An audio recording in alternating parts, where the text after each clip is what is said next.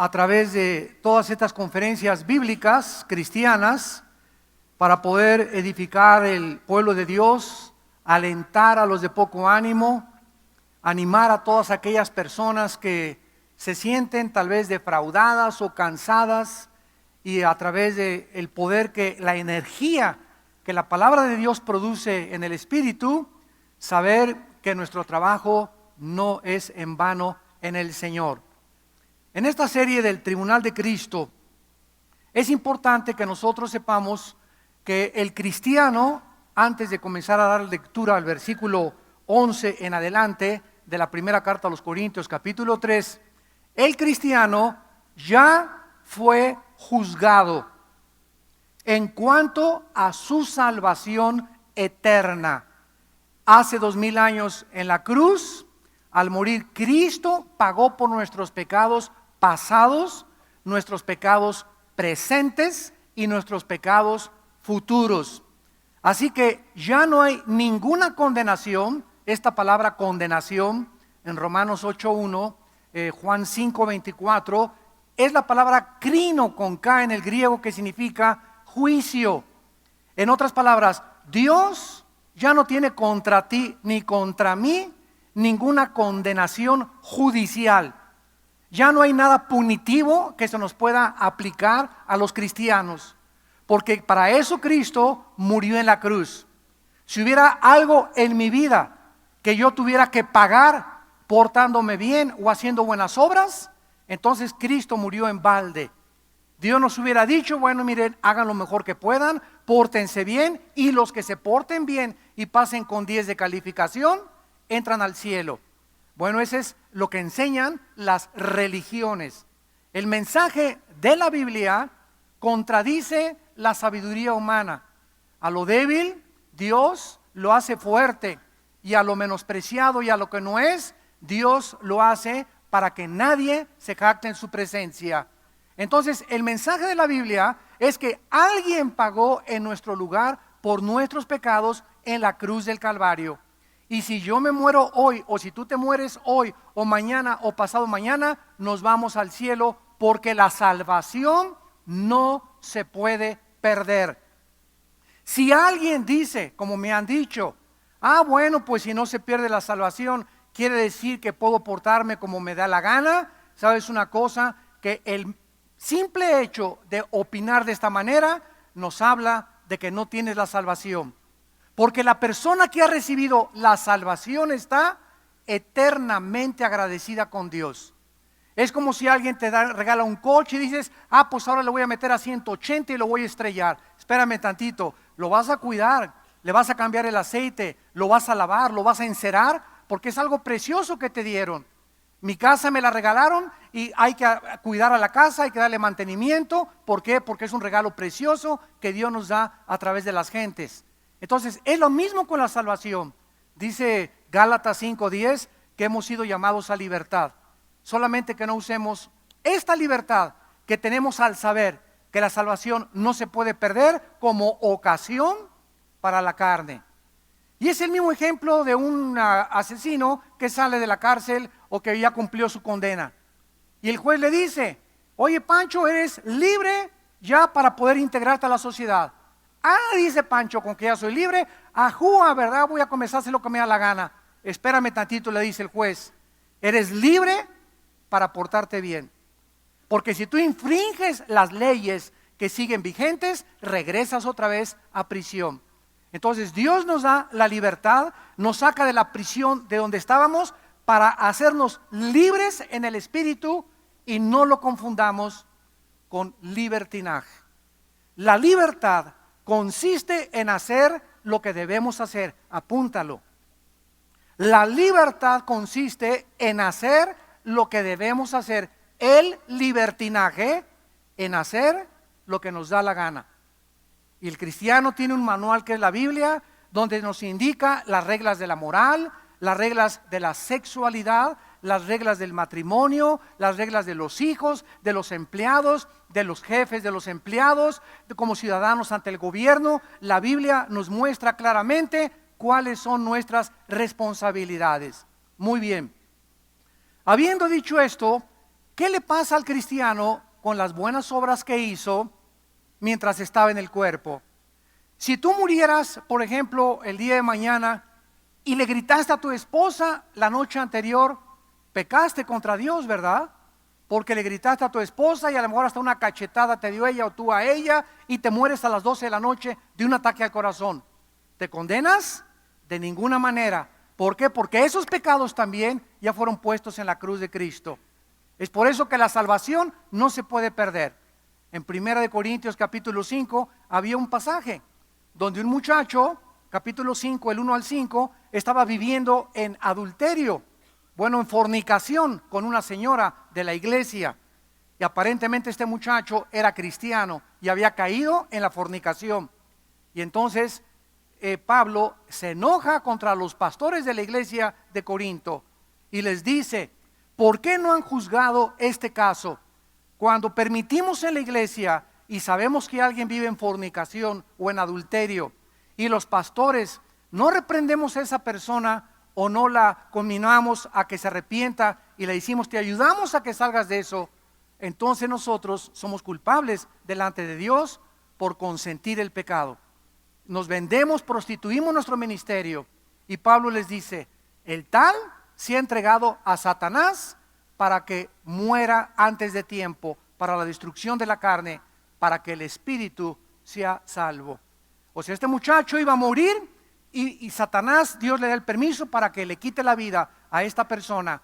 Esto nos habla también que hay muchos cristianos que van a ir a casa antes de tiempo porque no quisieron arrepentirse de sus pecados. Entonces Dios nos da la vida para servirlo. Dios nos da la vida para conocerlo, para adorarlo. Es triste. Me decía este pastor Jorge Lozano que estuvo con ustedes: Armando, yo me di cuenta en la iglesia que estuve en el norte ahora, cantidad de gente que no adora a Dios. Y no estamos hablando solamente gente de líderes. Dice: yo vi a muchos líderes que están en la adoración y están así. No adoran, no se nota que oran y están con los ojos abiertos. Entonces todos estos detalles nos hablan del estado espiritual en que nos encontramos ante Dios.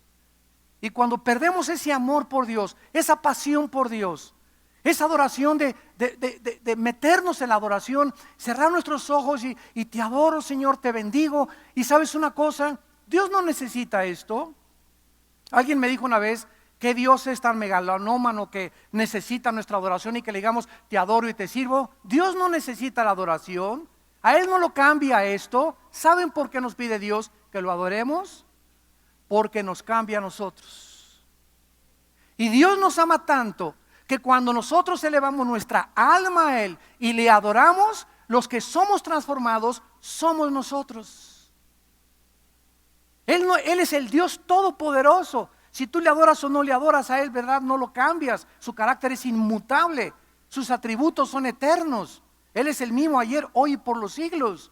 Pero Él lo hace para que nosotros podamos fortalecer nuestra vida, hacer contacto con Él y recibir esa energía y esa fuerza que nos da la oración y la adoración delante de su presencia. Entonces, ¿qué va a pasar con los cristianos cuando muramos? Porque unos se portaron bien. Hay otros cristianos que no se portaron tan bien. Hay otros cristianos que fueron carnales. Hay otros cristianos que nunca hicieron nada por el reino de Dios. Hay otros cristianos que van a morir y siempre le robaron a Dios con los diezmos. Hay otros cristianos que nunca ganaron una alma para Cristo. ¿Van a ser recompensados igual? En la otra vida, ¿estos cristianos van a avergonzarse? ¿Van a sufrir pérdida? ¿O qué les va a pasar? Este es el tema que estamos ocupándonos en esta mañana. En 1 Corintios capítulo 3, versículo 11 en adelante, el apóstol Pablo dice: nadie puede poner otro fundamento que el que está puesto, el cual es Jesucristo. En otras palabras, todos nosotros, los seres humanos, estamos parados. El fundamento, ustedes saben qué es.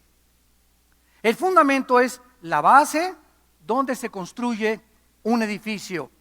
Y si el fundamento de tu casa es sobre arenas movedizas o sobre un terreno no muy rocoso, pues tal vez cuando venga una inundación, o si tu casa fue construida en un cerro donde hay mucha tierra, se deslava la casa, como lo hemos visto en muchos noticieros, y se derrumban colonias enteras que estaban construidas sobre la arena. Muy bien, nuestras vidas es igual. Muchos están parados y el fundamento de ellos es el ateísmo. Su vida está construida sobre una base que se llama ateísmo. Estas personas no tienen moral más que las que ellas mismas. Estas personas no tienen principios, estas personas no tienen ninguna dirección, estas personas no tienen contacto ni de dónde vienen, ni quiénes son, ni dónde siguen. Para ellos el material es lo único que existe, el materialismo. Su fundamento es el ateísmo. Otras personas están paradas sobre las filosofías orientales y esa es la base de sus vidas. Pues yo creo en la reencarnación, y yo creo en el budismo, y creo en la meditación trascendental, y que me puedo tener contacto con el mundo externo, y con el karma, y con la fuerza del universo, etcétera, etcétera. Y ese es el fundamento de ellas. Otros están parados sobre religión.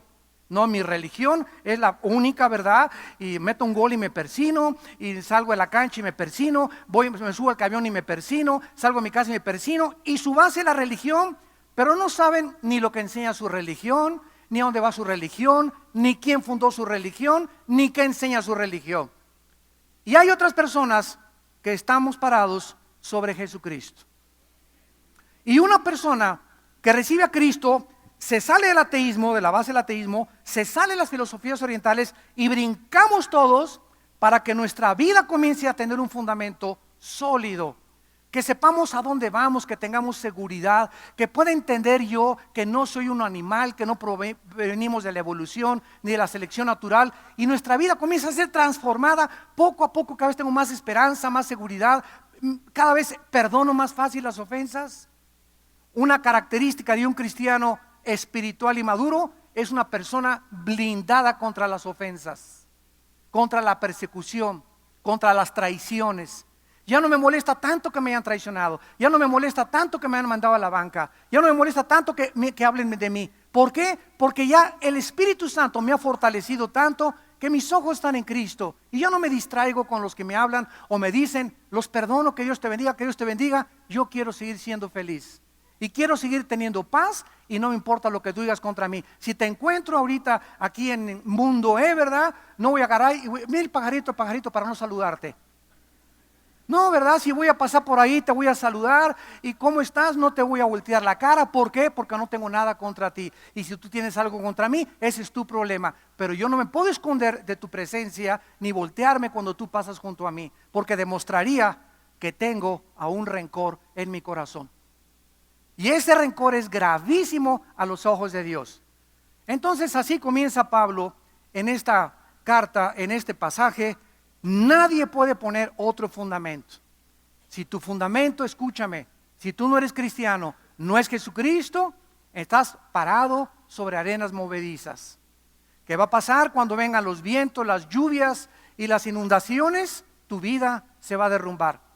Cuando venga y te quiera violar tu novio, cuando te embaraces, cuando pierdas el trabajo, cuando te deje tu esposo, cuando te deja tu esposa, como tú no tienes un fundamento para mantenerte de pie, las tribulaciones y los problemas te van a derribar, te van a amargar, te van a hacer que comiences a odiar a los hombres, a odiar a las mujeres, a odiar a los cristianos, a odiar a los ciudadanos, a odiar a los partidos políticos, a odiar a todo, y comienza tu corazón a envenenarse, porque no tenías un fundamento, estabas parada o parado sobre un fundamento equivocado.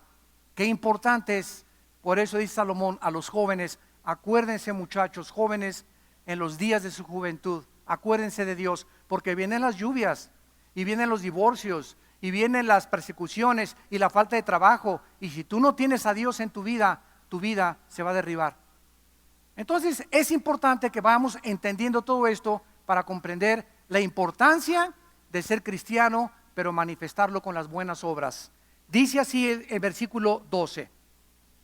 Sobre este fundamento, o sea, sobre Jesucristo, los cristianos estamos construyendo como si fuera una casa nuestra vida, estamos edificando como si fuera un edificio nuestra vida, con dos clases de materiales. Dos clases de materiales forman parte de tu vida cristiana. Unos cristianos están edificando su vida con oro, plata y piedras preciosas. Noten ustedes que estas tres cosas no son inflamables. Si tú prendes el fuego en una casa y hay oro o hay plata o piedras preciosas, sobreviven el fuego. Y estos son los materiales comparados con lo que debemos edificar nuestra vida. Lo vamos a explicar después.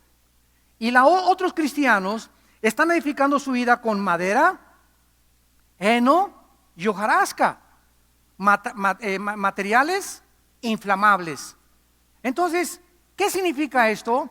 Que yo puedo dar un diezmo, claro que lo puedo dar. Yo puedo darle un vaso de agua a un pobre. Yo puedo construir un asilo para ancianos. Yo puedo construir un orfanatorio. Sin embargo, no es la acción la que Dios va a juzgar, sino el motivo por el cual lo hice. Yo puedo predicar y mis motivos pueden ser que la gente me vea, que me reconozca, porque amo el aplauso, amo el poder. Miles de predicadores tienen motivos equivocados para predicar. Todo lo que yo puedo amar a mi esposa o mi esposo por motivos equivocados. Millones de mujeres aman a su esposo por lo que él les da. Si te casas con un millonario, no te casaste porque lo amabas, sino porque es millonario. Y hay ese concepto, ¿verdad? Si él tiene dinero, pues me voy por su dinero. Hombres que aman a sus mujeres no por lo que ellos son, sino porque eran demasiado bonitas. Se casaron por la belleza de la mujer y no por el corazón y el espíritu afable que una mujer debe de tener.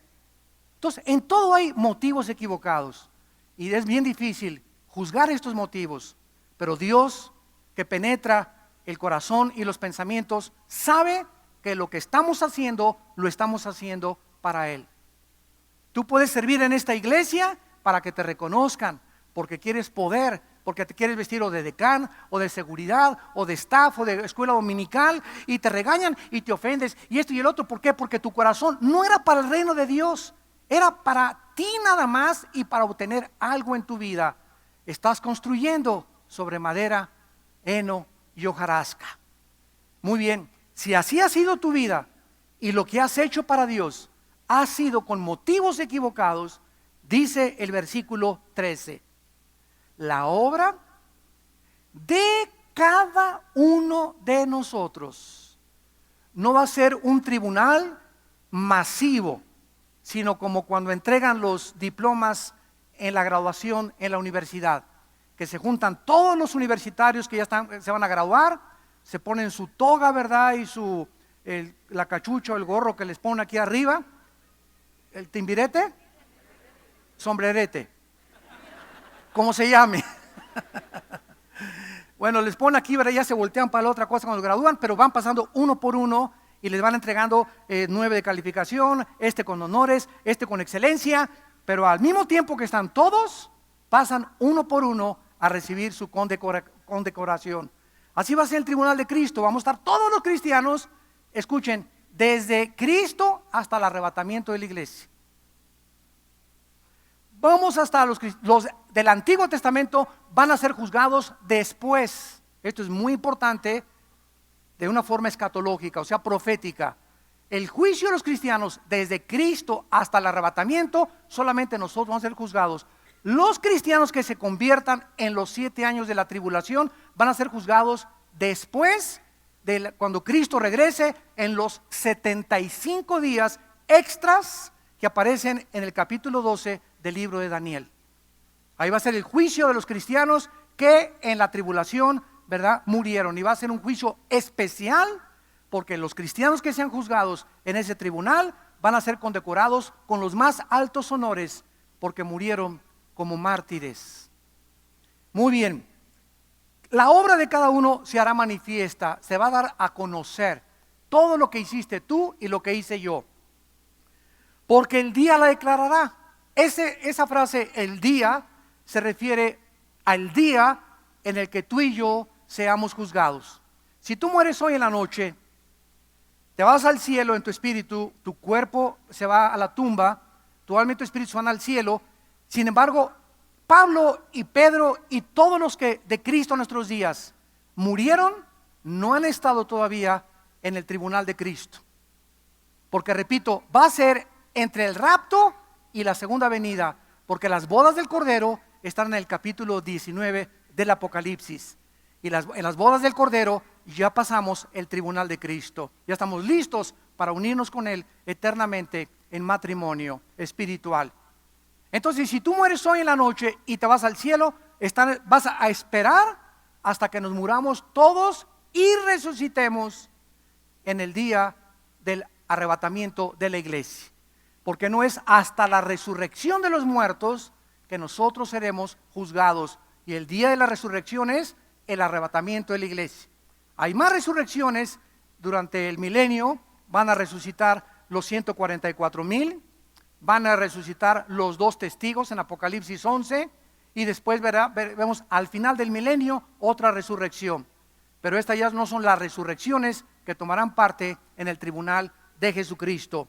Entonces esa frase, el día, significa el día del tribunal de Jesucristo. Este día será declarado, abierto lo que hiciste, por el fuego será revelado.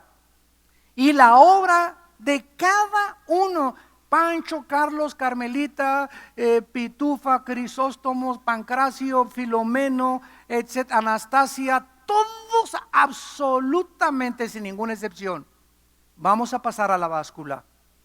Vamos a pasar todos verificación. No va a haber nadie que se le escape al Señor.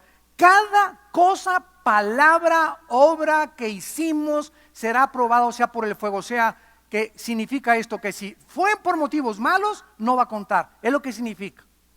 Todo lo que hicimos con motivos equivocados no va a contar. Quiero darles un ejemplo para que tengan un poco más de idea de lo que el Espíritu Santo nos quiere enseñar. En el capítulo 2 de Apocalipsis, versículo del 1 al 6, hay un caso asombroso. La iglesia de Éfeso. Y entonces Dios comienza diciéndole a la iglesia de Éfeso: yo conozco tus obras, yo conozco que te has esforzado, yo conozco que has sido celoso, yo conozco que has probado a los falsos apóstoles. Y por cierto que hay una apostolitis ahorita tremenda, y ahorita todo el mundo está haciendo apóstol. Conozco que has probado a los falsos apóstoles y los has hallado mentirosos. Imagínense, después de recibir todas estas alabanzas de parte de Cristo, esta iglesia cómo se debería de sentir, ¿no? O tú si fueras individualmente delante de Él. Mira, Pancho, has sido paciente, has hecho esto, diezmaste, bla, bla, bla. Y de repente Dios se detiene y dice: pero ¿qué, Señor? ¿Me faltó algo más? Tengo contra ti que has perdido tu primer amor. O sea, todas estas obras, entre comillas, que aparentemente cualquiera diría, ni la Madre Teresa le podría ganar, ni San Crisóstomo, ni Santa Rita de Casia, fue un santo, fue una santa. A la luz del tribunal de Cristo, Cristo les dice: nada de esto te sirve y sirva, porque lo más importante que debió haber existido detrás de tu celo, de tu doctrina y de todo, era que estuvieras enamorado de mi Hijo Jesucristo. Lo hiciste por despecho, lo hiciste por vanidad, lo hiciste por reconocimiento, lo hiciste por poder, lo hiciste porque tu ego estaba del tamaño del mundo, porque tenías una soberbia tremenda. Pero ¿sabes una cosa? Yo veo y escudriño los corazones, y lo que más me interesa de todos ustedes, santos de Dios, dice el Espíritu Santo, es cuánto amas al Hijo de Dios. ¿Qué significa esto? ¿Cuánto tiempo pasas diario con Él? ¿Cuánto tiempo pasas en comunión con Dios? De las 18 horas que tenemos o 16 horas que tenemos diarias, porque 8 horas las dormimos y estamos en estado inconsciente, de cada día que pase se va a calcular Ayer Pancho pasó 3 minutos, llegó a la Biblia y le hizo, en el nombre de Jesucristo, amén, feliz, no me Padre, noche de día, Padre nuestro que estás en los cielos, amén. Y ese fue su devocional de Pancho. Apúntele 15 segundos, Pedro. Pancho fueron 15 segundos, el martes 30 segundos, el miércoles 3 minutos, el otro día 40, y se va a sumar todo. ¿Cuánto de nuestra vida le dimos a Dios? ¿Cuánto tiempo pasamos con Él en la hora? Aquí, pero fuiste muy activo. Y a lo mejor hasta eras pastor o pastora o misionero o predicador, ustedes que me escuchan a través de la televisión, y construiste iglesias y todo, y que de repente te diga Dios, he visto que ganaste miles de almas y eras muy buen predicador, te llaman el Spurgeon del siglo XXI, y sabes una cosa, que hiciste asilos y las iglesias que fundaste tenían techos de mármol y con candiles franceses y alfombras persas, pero ¿sabes qué, Pancho Pistolas? Que no vas a entrar ni vas a tener recompensas. Porque lo que más me interesó de tu vida es que fuiste muy activo, hiciste muchas cosas, pero a mí me interesa más lo que eres que lo que haces.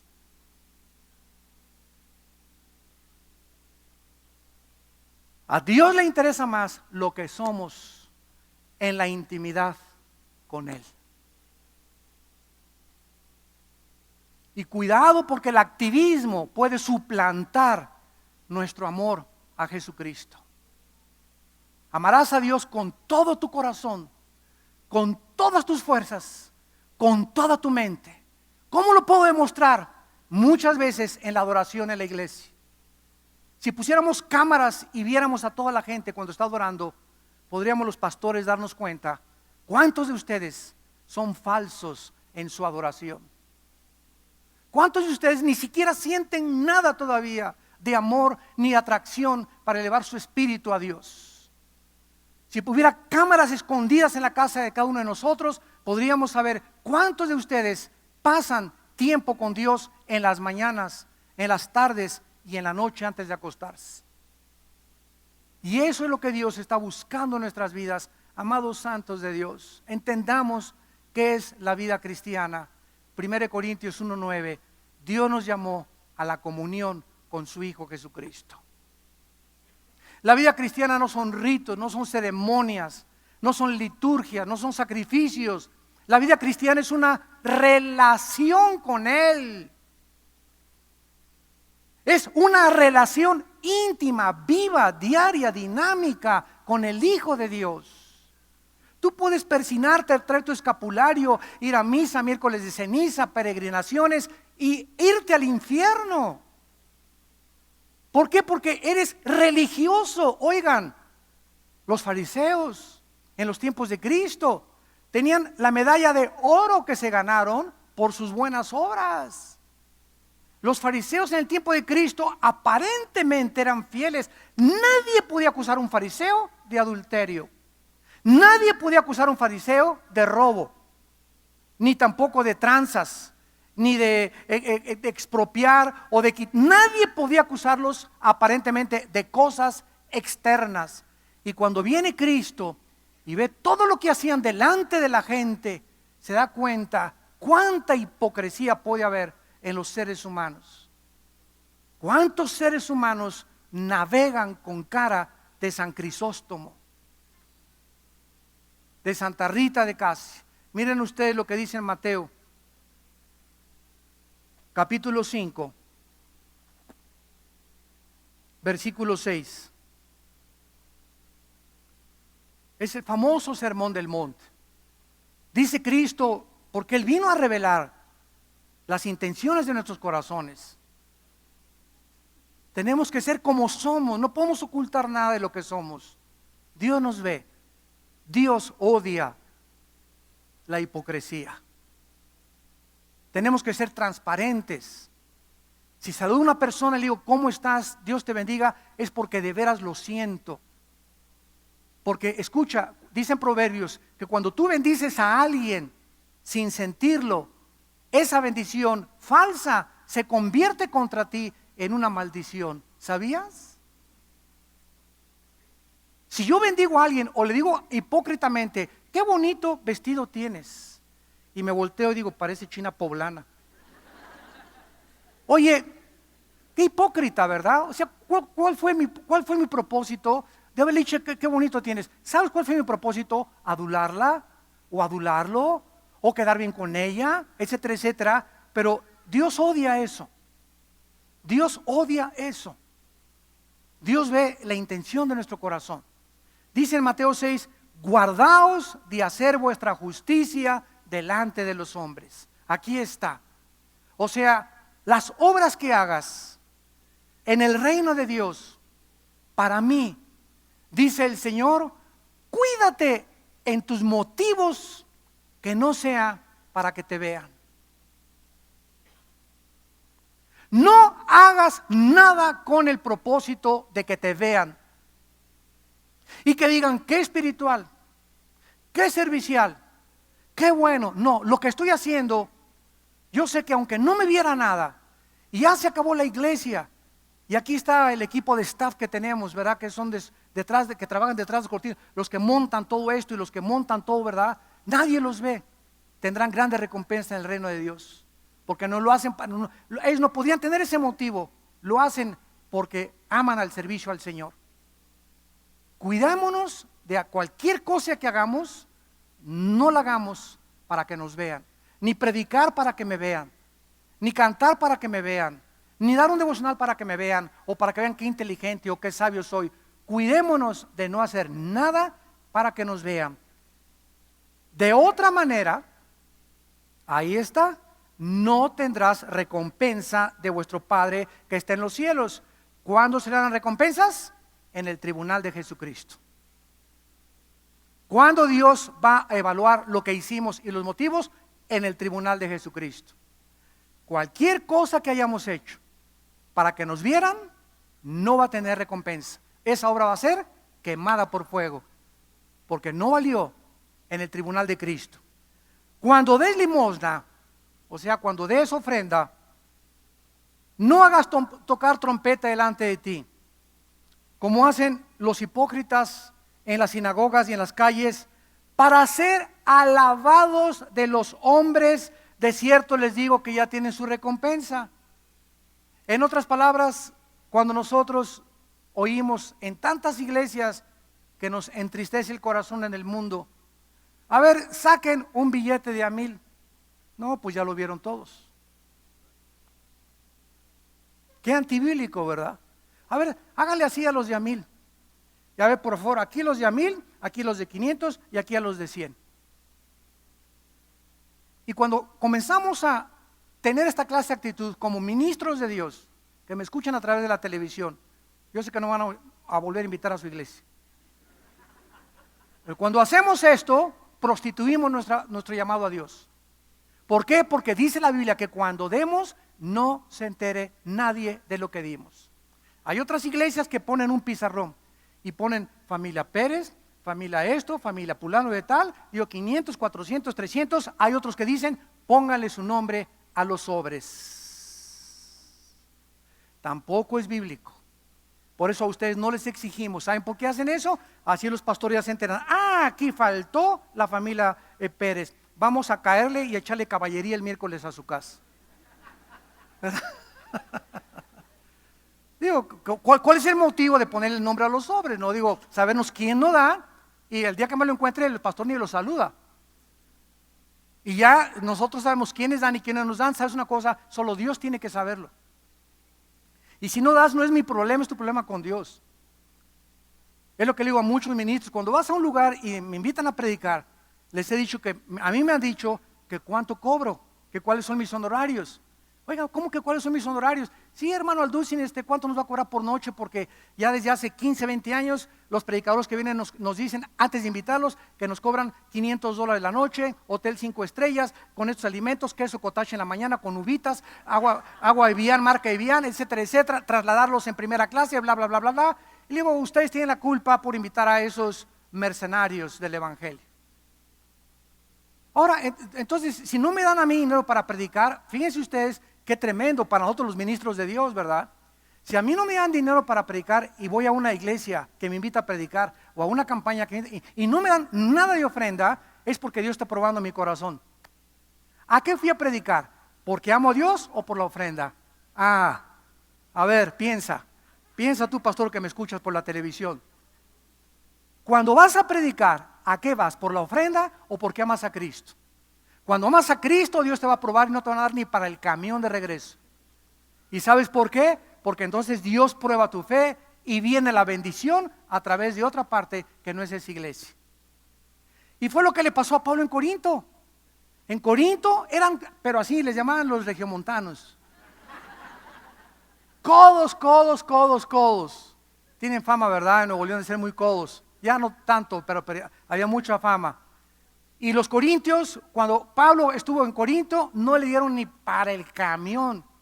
Y dice Pablo, les explica en la primera y la segunda carta, ustedes no colaboraron conmigo, colaboraron otras iglesias. Las iglesias de Acaya, de Macedonia, me ayudaron. Y lo que ustedes no me dieron, me lo dieron ellos. Pero lo digo para la vergüenza de ustedes. Pero yo no les podía pedir, porque entonces ya mis motivos serían falsos.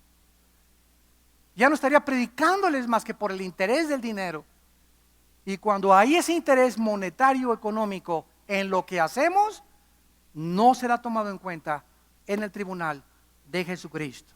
Cuando des limosna, no toques trompeta delante de ti, o sea, que nadie sepa lo que tú estás dando para ser alabado por los hombres. Pues claro, desde el momento que sacas tu billete y que dice el pastor, ya, pues este pastor dio 50,000 y este 100,000, pues ya, ¿verdad? Ya te alabaron.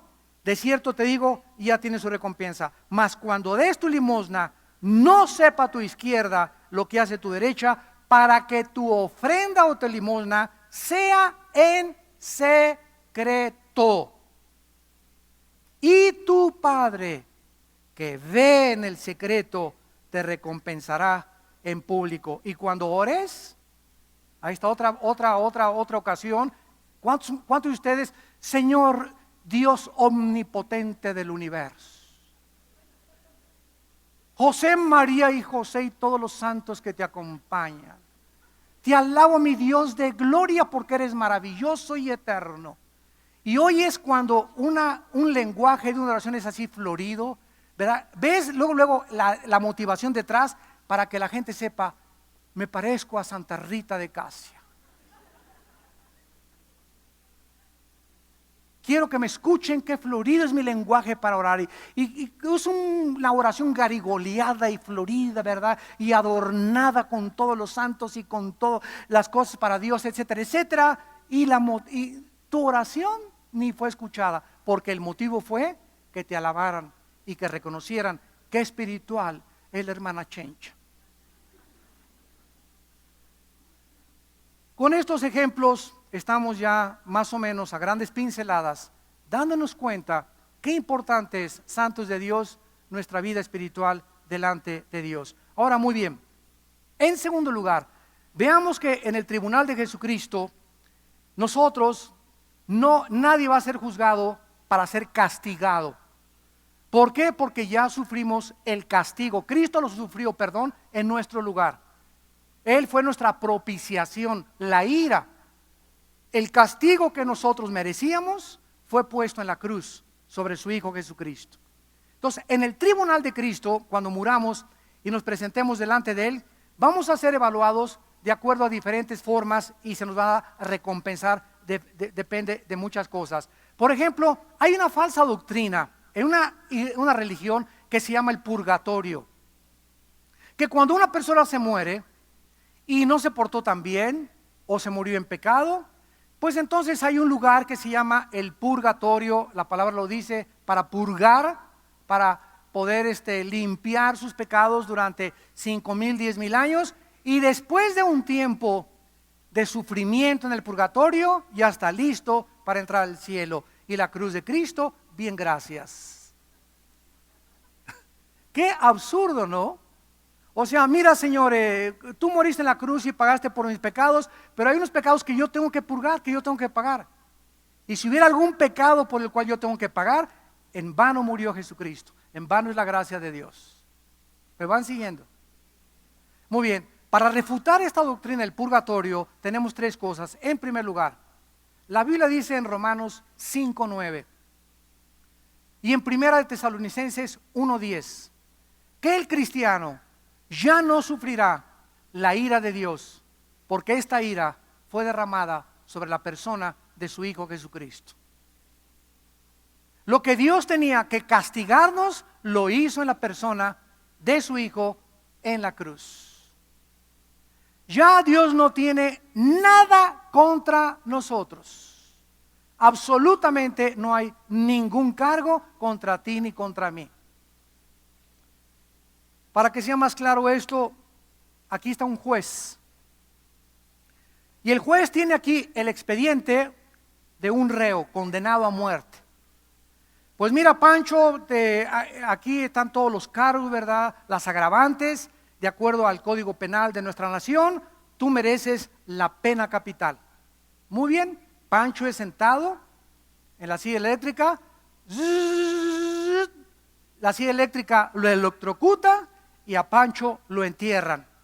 En el momento en que a Pancho lo entierran, el juez o el tribunal, el expediente que acusaba a Pancho ya no tiene vigencia, porque las leyes internacionales dicen que nadie puede juzgar dos veces a la misma persona por algo que ya fue sentenciado.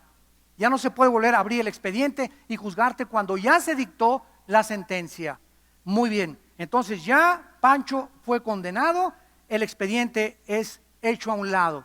¿Qué pasaría si Pancho resucita y se le aparece al juez? Hola, mi señor juez, ¿cómo está usted? ¿El juez qué diría? ¿Agárrenlo otra vez y métanlo a la silla eléctrica? No, porque ya se dictó la sentencia. Escuchen esto, qué precioso es. Cuando nosotros recibimos a Cristo, el juez que es Dios tenía contra nosotros una lista, yo creo que de mí tenía periódicos, de pecados tremendos que me acusaban y que si yo me hubiera muerto contra esta lista que Dios tenía conmigo, me condenaba en el infierno. Entonces, esta lista de pecados que Dios tenía contra mí, vengo a la Biblia y me dice, Armando, cuando mi hijo moría en la cruz, esta lista de pecados fue puesta en la cruz. Y cuando mi hijo murió, tú moriste porque tú estabas con él. Romanos 6 del 1 al 5, Colosenses capítulo 2. Tú estabas con Cristo muriendo. Cuando Cristo fue enterrado, tú fuiste enterrado con él. Y escucha, hijo mío, que cuando mi hijo resucitó de los muertos, tú resucitaste juntamente con él. Eres una nueva criatura. Las cosas viejas pasaron, todas son hechas nuevas. Ya no tengo nada contra ti. Cuando tú aceptaste a Cristo, tu expediente, dice Colosenses 2, 14 al 16, el acta de los decretos que nos era contraria fue puesta en la cruz. Y ya no tengo nada contra ti. Y ahora, Señor, le pregunto, bueno, ya pagaste todos mis pecados, pasados, presentes y futuro, pero si yo peco ahorita ya siendo cristiano, ¿qué me pasa? ¿Me condeno? No, hijo mío. El cristiano que peca ya no puede perder la salvación. Pierdes tu comunión conmigo. ¿Qué significa esto? Que en el momento que un cristiano peca, ya no se condena, pero el cristiano, el Espíritu Santo, se contrista dentro de ti y comienza tu vida a perder poder. Porque vendrá el Espíritu Santo y les dará poder. El poder que tenemos para vivir, para aguantar tribulaciones, cachetadas, traiciones, persecuciones, pobreza, desnudez, etcétera, etcétera. Ese poder no es nuestro, es del Espíritu Santo. Y cuando peco, ese poder se hace chiquito y comienzo a enfrentar el mundo en mi carne nada más, en mis 5 sentidos. Y enfrento a mi esposa en mi carne, enfrento a mis hijos en mi carne, enfrento a mi novio en mi carne, enfrento a mis pastores en mi carne. O sea, soy un cristiano, pero soy un cristiano desposeído del poder de Dios. Ya no tengo gozo en mi vida. Comienza el diablo a meterme semillas de odio, de venganza, de desconfianza, de que la gente, todos los cristianos son una bola de hipócritas, todas las iglesias son una cochinada y no. ¿Sabes una cosa? Te voy a dar un consejo. En el arca de Noé, todos los animales que estaban adentro se hacían popó. Y era un olor tremendo, ¿verdad? ¿Se imaginan la popó del rinoceronte, del hipopótamo, del camello? del chango, de todos los animales que estaban ahí adentro, ha de haber olido, no a perfume Chanel el arca. Pero a pesar de los malos olores, no estaban afuera en el juicio de Dios. Es preferible vivir dentro de la iglesia con algunos malos olores que estar afuera y ser juzgados por Dios. Para que te eduques. Así es, la iglesia, no hay una iglesia perfecta. No hay una iglesia perfecta porque si tú estás buscando la iglesia perfecta, tú al entrar a esa iglesia la descompondrías. Por lo imperfecto que eres y lo imperfecto que somos todos. Entonces tenemos que entender que la iglesia es un campamento donde hay muchos malos olores, porque ninguno todavía es querubín, no hemos resucitado. Dios está trabajando con todos nosotros. Y ahí está Colosenses 3, sopórtense unos a otros, perdónense unos a otros, aguántense unos a otros, sobrellévense unos a otros las cargas los unos de los otros, porque en medio de esto es donde estamos entrenando el carácter. El carácter. Y aquí es en medio de los malos olores donde demostramos cuánto podemos aguantar, cuánto blindaje tenemos para soportar las cosas que el mundo nos lanza y los falsos hermanos también contra nosotros. Muy bien, dice aquí entonces en 1 Corintios, en nuestro pasaje capítulo 3, la obra de cada uno será manifiesta, versículo 14, si permaneciere la obra de alguno que sobre edificó, recibirá recompensa. Si la obra de alguno se quemare, él sufrirá pérdida. Si bien él mismo, aquí está otra vez, será salvo, aunque así como por fuego. Vemos pues que la Biblia nos habla claramente de que nosotros podemos en el tribunal de Cristo sufrir pérdidas, avergonzarnos, y todo eso lo vamos a estudiar después.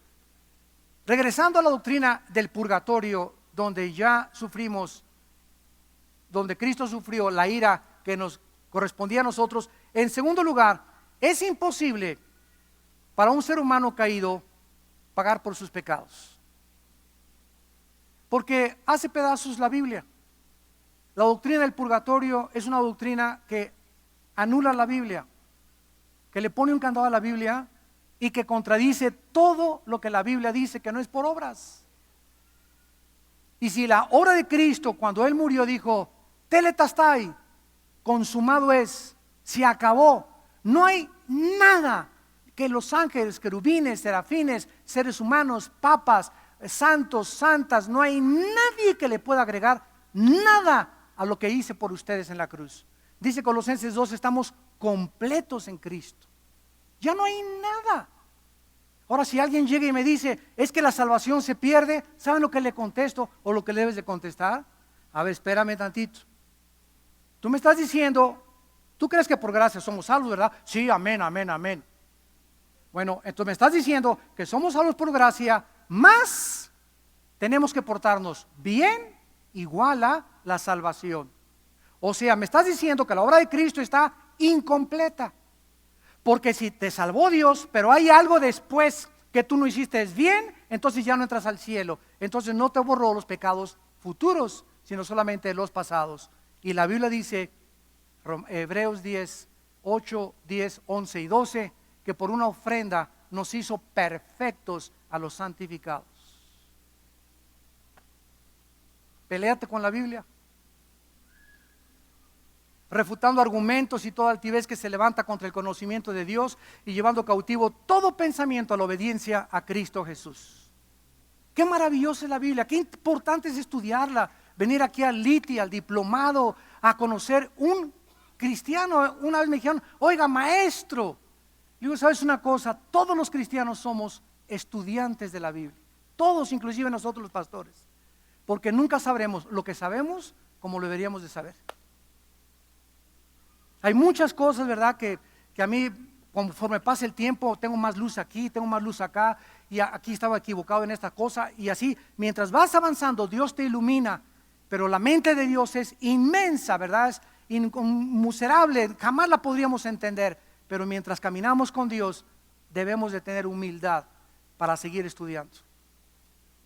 Un cristiano que deja de estudiar, que deja de discipularse. Si yo les dijera a ustedes, ¿cuántos en esta mañana? Levanten la mano, pero no la levanten. Se discipulan entre semana, aparte de la torta que se come nada más aquí el domingo. Si esta es el único sándwich, el único alimento espiritual que tu vida tiene entre semana, eres un cristiano mediocre.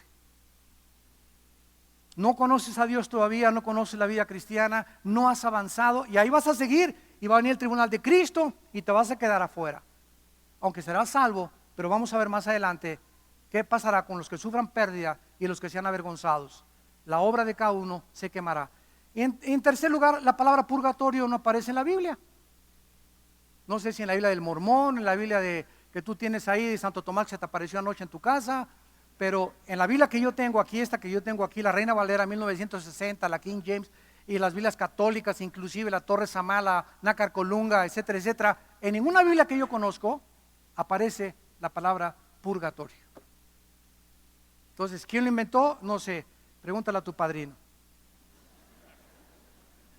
Y finalmente, es muy importante que al ver la realidad, que algún día, al morir tal vez para ti hoy en la noche, hoy fue la última vez que tú oíste, ¿quién de ustedes está seguro que mañana amanece? Nadie. Niños chiquitos, jóvenes, niños de 8, 10, 15, 20, 30, 40, 50, 60, nadie sabe cuándo, dice Dios, a casa o al fondo de la tierra, al infierno. Como no sabemos y es tan incierta nuestra vida, prepárate para encontrarte con tu Dios. Prepárate para encontrarte con tu Dios. Amados santos, estad firmes y constantes. 1 Corintios 15, 58. Estando constantes y firmes en la obra del Señor para que vuestra fe no sea en vano. Sabiendo que no es en vano lo que hacemos por Dios. Sabiendo que las obras que hagamos, los motivos que hagamos para el Hijo de Dios, nos serán tomados en cuenta en el tribunal de Jesucristo. Padre, te damos gracias por tu palabra en esta tarde.